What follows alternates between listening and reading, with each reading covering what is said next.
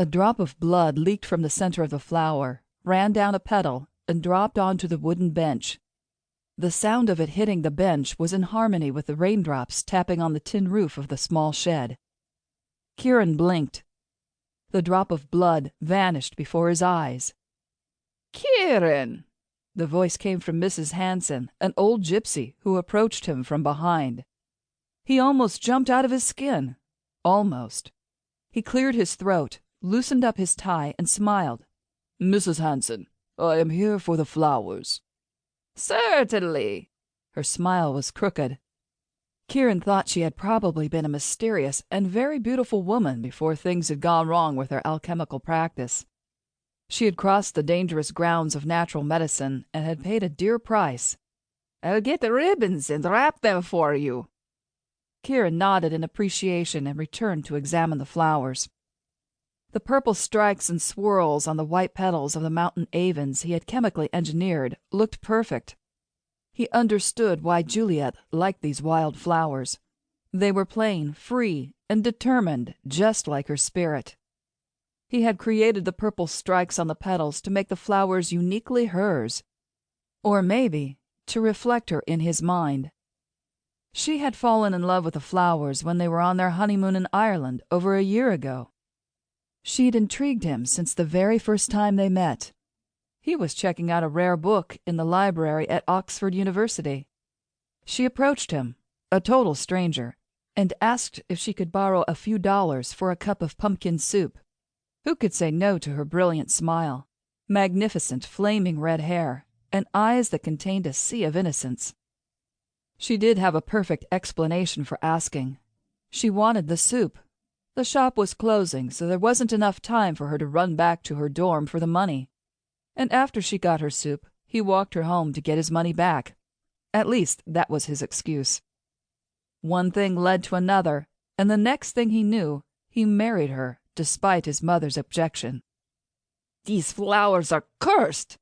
Mrs. Hanson's voice interrupted Ciaran's concentration. "I beg your pardon?" Ciaran had never raised his voice to Mrs. Hanson, or to anyone, but this statement not only demeaned his work and his belief in science, but also his intentions to Juliet. Mrs. Hanson shrugged as she wrapped a sheet of tissue paper around a pot of mountain avens and affixed a bow to it. "I'm not a believer, Mrs. Hanson." "Then you should start believing." "You're wasting my time. What's the problem with the flowers?" "You and Juliet are my good students. I don't want one of you to end up dead. I've been watching these flowers grow every day in my lab. They aren't normal. A couple of them turned red and bled drops of blood before they died yesterday." "And you didn't think to let me know?" "I'm letting you know now.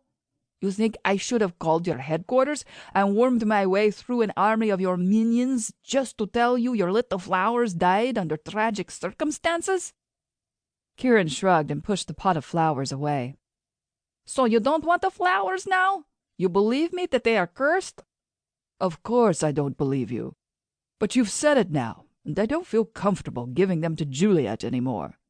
"Very well, then. It's your decision." Mrs. Hanson smiled and turned on her heel to leave. "Mrs. Hanson." "Yes?" "Never mind." Ciaran turned and strode out of Mrs. Hanson's little lab. There was no way in hell he was going to ask her whether the curse would still have an effect, even if he didn't touch the flowers. Ciaran LeBlanc is not superstitious, he scolded himself. He invented medicine that could change the landscape of science. He understood and accepted the fine line between science and fiction. He understood the human cognitive system and how theology worked on the human mind. People had different beliefs. He could tolerate the differences. But a curse? Hell no. He wouldn't even mention it to Juliet because it was ludicrous. Juliet was a scientist. He accidentally stepped on a bunch of wild daisies on his way out. As he moved his foot away, he saw a trace of blood. He jumped off the flowers, but the blood vanished right in front of him. What the hell? He shook his head. He had been working way too hard in the last couple of weeks on a new project. It must be fatigue. Ciaran left Mrs. Hanson's house in a hurry. He needed to go home.